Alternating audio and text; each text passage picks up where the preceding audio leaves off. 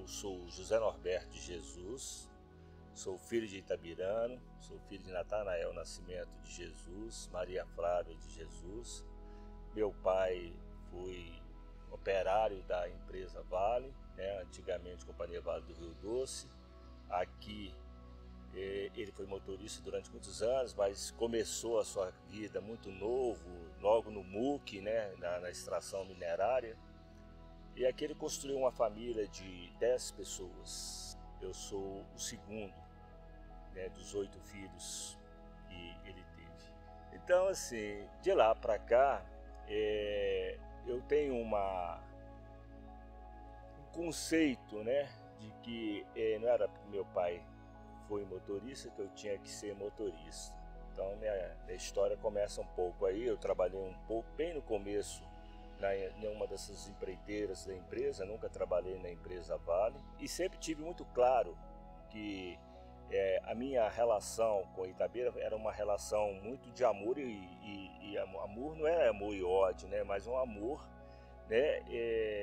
do sentimento que eu tenho por ela, mas ao mesmo tempo tem essa recíproca também não era verdadeira, porque nós sofremos muito racismo nessa cidade, no começo da nossa vida, tal, de infância, uma cidade que a exploração minerária teve sempre o tom da maestria.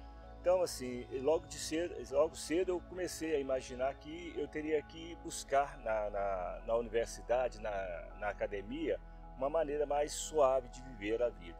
E assim começou a minha trajetória. Fui para Belo Horizonte, fiz um curso técnico, sou formado em eletrotécnica. Isso não bastou, saí de Belo Horizonte, morei em São Paulo, fiz um curso de estudos sociais. Depois, agora bem mais recente, um curso de gestão de projetos. E aí a gente vai enveredando pela nossa vida. Da parte do ponto de vista do empresariado e tudo mais, assim, eu abandonei logo cedo, me enveredei pela produção cultural. Sempre gostei de ficar produzindo, de criar coisas diferentes. E a minha relação com o Drummond, ela perpassa no momento que eu entro na Fundação Cultural Carlos Drummond de Andrade, no governo do Damon de Sena. Chegando lá, curiosamente, eu não tinha muito envolvimento com a obra do poeta, mas eu nunca tive também nenhuma relação desrespeitosa com relação à sua produção. Eu só não tinha mesmo era envolvimento, essa relação mais intrínseca com ele, com a obra e com as pessoas que trabalham com o seu potencial, com o seu legado. E lá, então, eu tive a oportunidade, eu já conhecia, nós tínhamos uma convivência razoável, que é a da Lacerda, hoje falecida, e a gente presta uma homenagem, porque ela foi muito importante, ela foi madrinha de um projeto, logo depois da nossa convivência, porque ela foi ministrar um curso sobre os caminhos drummondianos, para que a gente pudesse entender um pouco mais desse legado deixado. Curiosamente, eu já faço parte há mais de 40 anos do movimento negro, fiz parte do movimento de consciência negra de Belo Horizonte Nacional, e depois eu me ingressei no movimento negro, que é a União dos Negros pela Igualdade, da qual eu sou diretor estadual, e a gente segue fazendo as nossas discussões, as nossas buscas por melhores igualdades nesse país. A questão de ser negro, eu sou negro consciente do meu papel enquanto raça, porque tem essa distinção de raça e cor. Uma coisa é você ser preto, eu sou preto, a minha identidade, eu sou preto, eu não sou negro, negro é raça. E aí tem essa discussão que raça é humana. Então, olha, nós temos muita clareza com relação a isso. E quando eu sou a primeira pessoa que foi a público em Itabira fazer uma discussão no jornal O Cometa, do qual eu vim a passar no contexto da minha vida, depois fui diretor na área de publicidade desse jornal, e acredito que tenha tido uma contribuição significativa na sobrevivência dos mais de 25 anos, que ficou o meu legado de contribuição.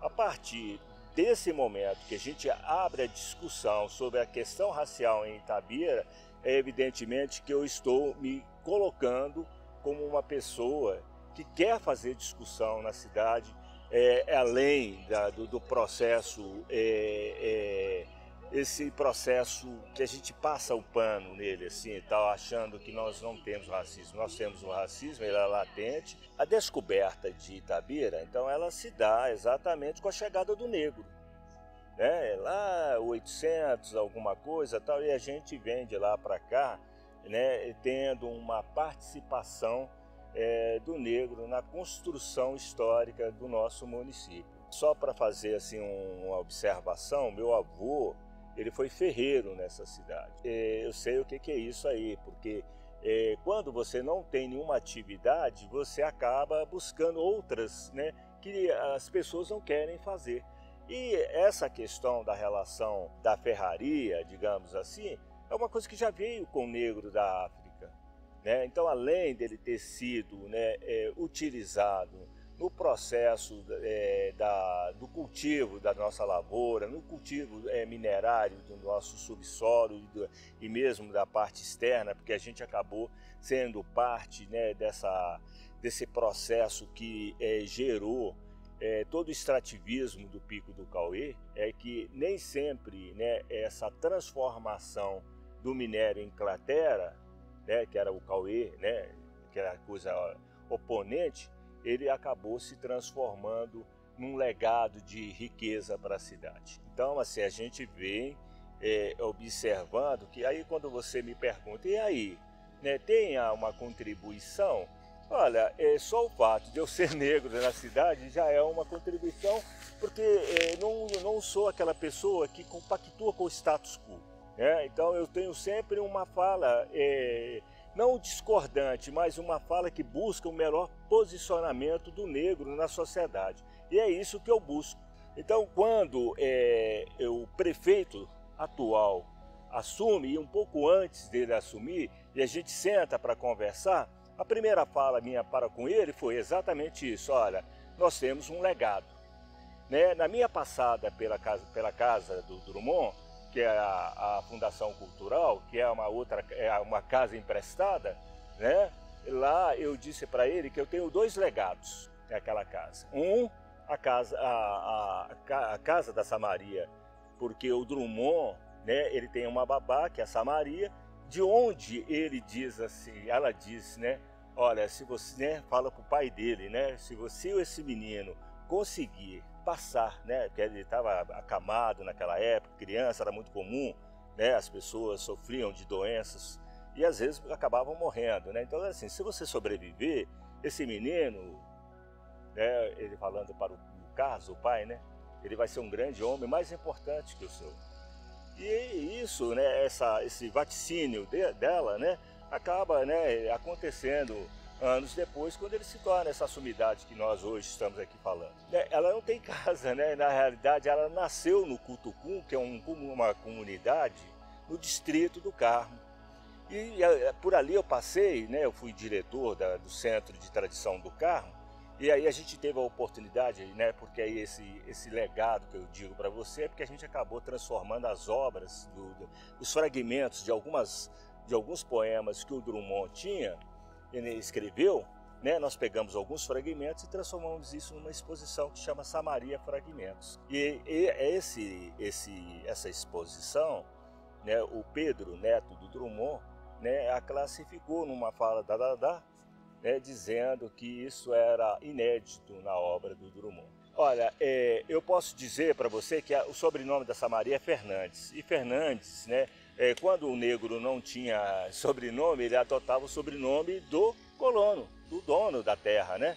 Então, a Fernandes é o sobrenome de uma família portuguesa. Aí tem uma mistura portuguesa, né? A gente não sabe se é um pouco português, se é Fernandes, mas eu estou imaginando que seja portuguesa. E aí, então, assim, quando você vai ao Carmo, você vai conhecer várias pessoas com o sobrenome Fernandes. Então, assim, quando a gente fala da comunidade do Cutucum, a gente só tem essa referência dela. Então olha só, até 2015, a Samaria era uma babá. simplesmente uma babá. Mas quando a gente descobre essa Maria, o que faço com essa Maria? Eu transformo essa Maria num símbolo, o símbolo de luta da mulher negra. Luta da mulher negra que representa a nossa luta. E aí, sim, aí ela passa a ter uma posição social.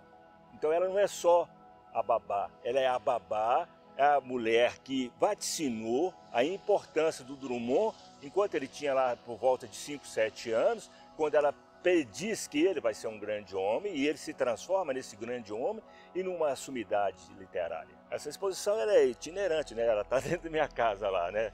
São quadros que a gente, quando necessário, monta, né? Quando a gente tem um momento, uma oportunidade, a gente faz essa montagem da exposição. Mas ela serviu para chamar, né, de alerta a comunidade do Carmo. E aí foi quando eu disse para o nosso prefeito atual da importância de simbolizar esse momento, criando a Casa da Samaria no Distrito do Carmo, que pode ser mais um potencial turístico e um legado que vai reconhecer a importância dessa mulher que mais de 50 anos viveu numa única casa, servindo a uma única família.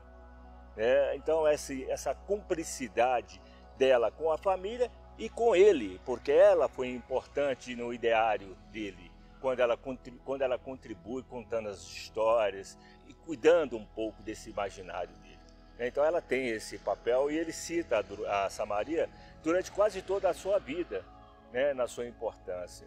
Então assim, esse é o legado. O outro legado, a gente entende que são legados que precisam ser construídos, né, evidentemente, que foram parte da nossa conversa com o prefeito e foi a solicitação enquanto representante da comunidade negra para que a gente possa buscar posições definidas dentro da sociedade.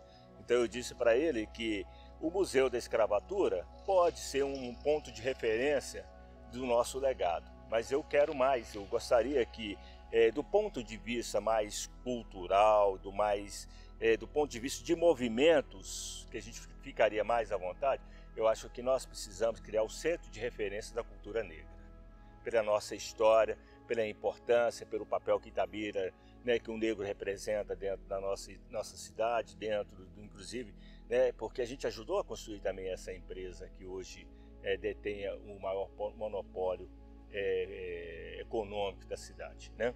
Então, para concluir essa faceta aí da minha relação do meu sentimento como negro, então eu tenho isso muito claro, né? Então, quando eu vou para dentro de Belo Horizonte, quando eu me envolvo, como eu insiro dentro do movimento e a gente abre novas portas, a gente vê que aqui dentro de Itabira também eu sou um dos precursores da discussão com a Unifei, da importância da questão da cota, que foi abraçada pela Unifei como entendimento, como respeito da importância, porque o que a gente busca nessa nossa luta?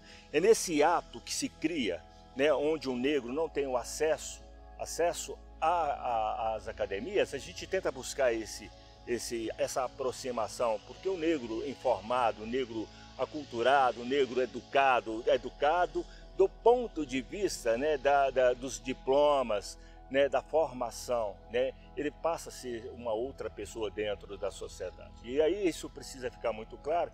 Nós tivemos aqui o pré-vestibular Alvorada, que contribuiu para que muitos negros pudessem ter acesso à universidade, porque era uma proposta de pré-vestibular, né, que criou, voltada para a questão do acesso do negro às universidades. E a gente cumpriu um pouco esse papel, né? A gente depois teve outros movimentos, mas esse é um deles e outros, né, que a gente vem trabalhando.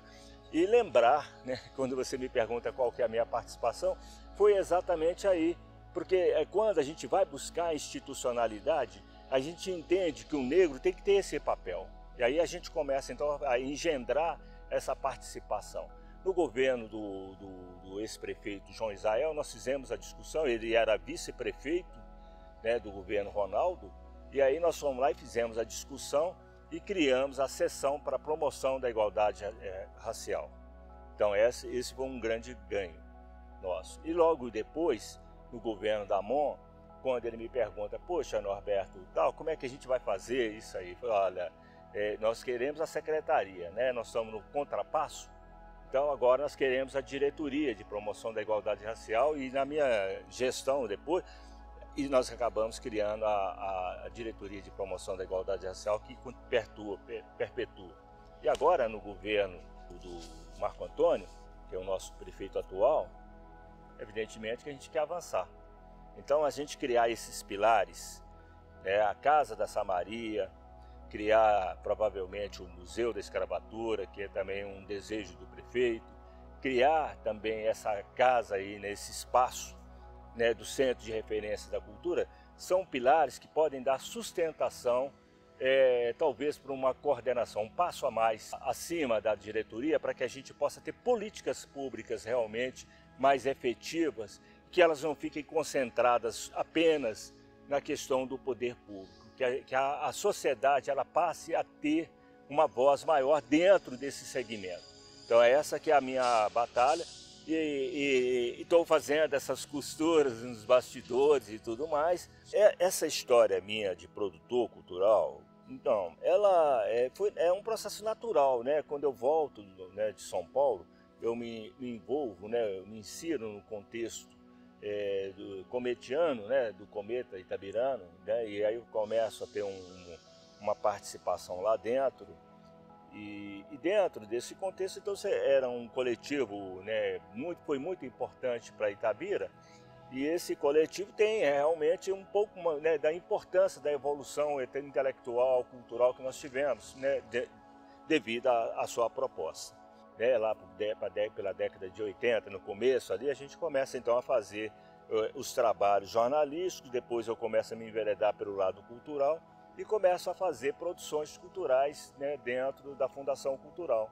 E isso perdurou durante muito tempo. E chegou um determinado momento, eu acabo saindo, vou, né, nas minhas idas e vindas da cidade, eu fui morar em São Paulo, numa dessas andanças minhas por lá, eu acabei me envolvendo com um coletivo. E naquela época, o Medina já engendrava o Rock in Rio.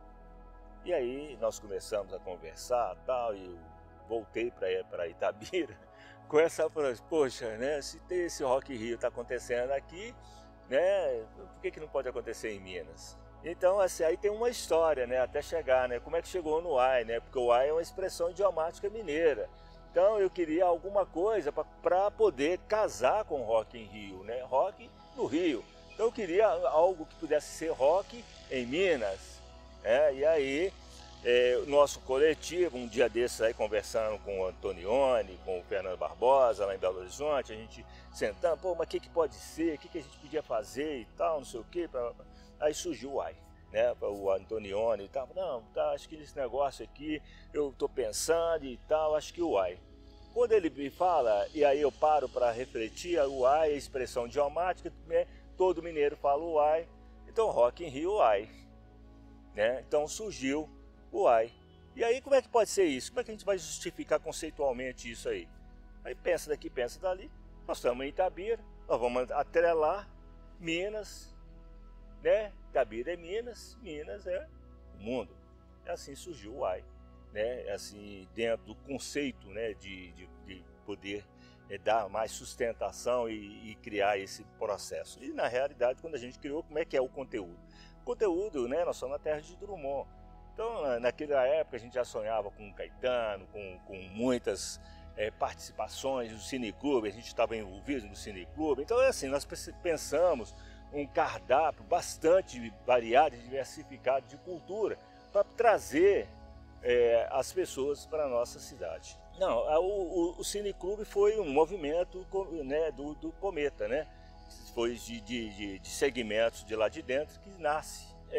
Então, assim, dentro do Cometa e dentro do Cineclube, né, abriu espaços para novas discussões da sociedade. Aí o Cometa realmente foi, né, a gente pode dizer assim, sem qualquer pretensão, o Cometa Itabira tem dois momentos, antes do Cometa e depois do Cometa. Isso aí não tem dúvida. Então, assim, até mesmo para poder a gente ter hoje esse legado da busca, da reflexão, esse exercício veio dali, né? É claro que tem outros eventos, outros movimentos, mas o Cometa é especial nessa questão aí. eu começo então a produzir, surge o AI, e aí nós tentamos fazer um coletivo, as pessoas assustaram, não consegui no primeiro momento. Logo depois o Medina fez o Rock in Rio em janeiro, e depois que ele fez o Rock in Rio nós conseguimos uma parceria, não aquela parceria empresarial, mas de ousados, né, como eu, né, que acabaram somando, e a gente fez. E aí é uma outra história, né, porque aí vem o lance da gestão do projeto, da incompreensão da cidade, de entender que a cidade era ordeira, comportada, e aí você traz a blitz e não vai acontecer nada. Então assim, eu tive um dos 3 momentos da minha vida do AI, né, esses entraves da falta da compreensão, do respeito ao produtor. Né? Em Itabira, veio as pessoas e disseram que a gente não ia, que Itabira não ia ser invadida.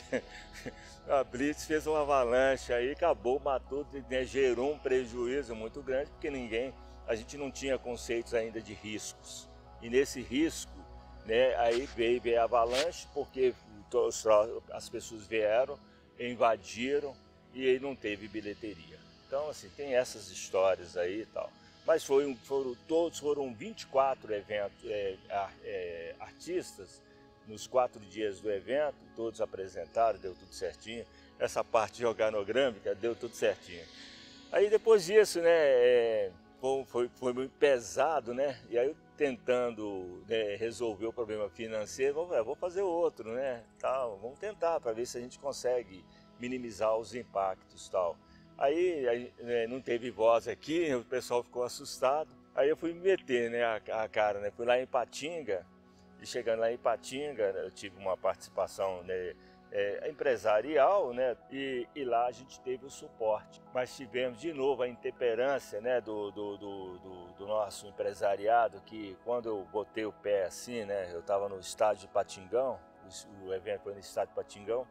Eu gosto de contar isso para entender a dimensão da cabeça do produtor, né? Quando eu vou na meia-lua do estádio de Patingão, eu falo assim: olha, tá vendo isso aqui, meu parceiro? Nós vamos colocar 25 mil a 30 mil pessoas. Ah, que nada, você está muito doido, se tiver 8 mil pessoas, está tudo bem. Show do Gilberto Gil na abertura. Pronto. Pronto, tomamos 25 mil pessoas, 86. Olha só, né, desestrutura, todo mundo, né, toda a coordenação, né. Vocês estão trazendo para Itabira um projeto que a gente tinha há 30 anos atrás. Quando eu passo pela Fundação Cultural, eu falei que você é o legado da Samaria. O outro legado chama-se Drummond de Art. Esse Drummond de Art é a nossa pretensão de criar a feira literária. E isso, né, a palavra Drummond de Art está no meu nome. É um projeto que nós vamos acabar realizando isso aí. E aí, mais uma vez, se nós tivemos o Rock in Rio que abre a perspectiva, agora nós temos vocês que estão chegando, abrindo esse caminho literário. Nas minhas passadas institucional, eu tive um envolvimento do turismo, na literatura, no movimento negro, tive vários setores desses momentos. Foram pouco tempo, mas bastante frutífero para o meu crescimento. E quando eu olho para Itabira, né, quando a gente vê esse monte de crateras, é muito simples, né? Porque agora vai estar tudo sendo reparado, daqui a pouco vem, né, os arvoredos, e aí parece-me que não vai acontecer nada, não aconteceu nada, e o nosso sentimento não cicatriza. E quando eu estou a todo momento discutindo com os órgãos públicos, com os segmentos empresariais do nosso município, essa responsabilidade, né, da grande empresária, né, empresa minerária que nós temos aqui, dessa responsabilidade, agora mesmo, essa semana eu acabei escrevendo um texto sobre isso aí, né, dessa busca dessa responsabilidade. Olha, qual que é Itabira? Se nós não aproveitarmos todo o nosso legado, e eu acabei escrevendo até sobre isso aí essa semana, dizendo que a mineração ela tem 2 safras, só 2 safras, né? Essa que aqui se explora, e essa outra que acha que vai ter e que continua, né, induzindo as pessoas para um futuro que não existe. Então, para mim, a mineração não dá 2 safras. O que dá 2 safras é Drummond. Dá 2, 3, 4, é infindável. Drummond é infindável para Itabira. E qual que é o futuro? Nosso futuro é se nós soubermos trabalhar todo o nosso potencial literário. E é isso aí que precisa ser discutido e trabalhado. Então, quando a gente pensa em Itabira, a gente tem que pensar em Itabira e fazer uma discussão com a empresa Vale. Mas não é essa conversa superficial. Nós temos que sentar, e aí quando ela fala assim, olha, hoje está acontecendo um projeto de capacitação. Eu entendo, assim, não adianta, né? Itabira hoje precisa, como um Mobral, precisa se pegar as pessoas que gostam de cultura, colocar na escola e colocar os professores lá para que a gente seja treinado. Não adianta achar que a gente vai para a rede e vai lá, sabe, vem aquele curso de meia hora, 1 hora e tudo mais, e aí resolveu. Não resolveu. Nós precisamos fazer aquela coisa didática, acadêmica e tal, e mostrar como é que é. Pegar os projetos. Quem tem os projetos? Quem são? Isso, para mim, é fundamental. Nós temos que buscar essa mudança de filosofia na Fundação Cultural, de que lá é produtora de eventos. Lá não pode ser produtora de eventos, porque nós não queremos receber eventos da Fundação Cultural. Nós queremos que a periferia, nós queremos que a cidade seja produtora do conteúdo da nossa cultura, porque aí ela se envolve, ela se compromete, ela se sente, pertence nesse processo. E aí sim nós vamos ter a cultura que a gente precisa ter e o nosso legado maior, e o crescimento, e a Itabira que a gente quer é essa Itabira, porque não é a Itabira da Fundação Cultural, é a Itabira que a nossa população gera, cria, produz, para que todos que estejam vindo conhecer a nossa cidade perceba esse ar latente de cultura.